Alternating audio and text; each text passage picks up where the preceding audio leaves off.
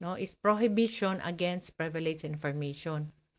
So all communication and information pertaining to the employer or members of the household shall be treated as privileged and confidential and shall not be publicly disclosed by domestic worker during and after employment. So mauni siya ha.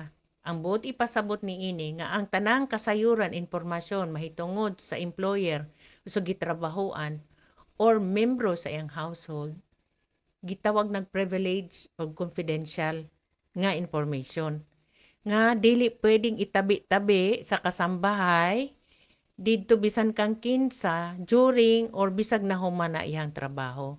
So mao nang importante po na mapasabot kay usahay na ay access usually no kung gusto kita makabalo unsay kahimtang din sa isa ka pamilya mangita tag chismis ang katabang man ang or kasambahay ang pangutan-on.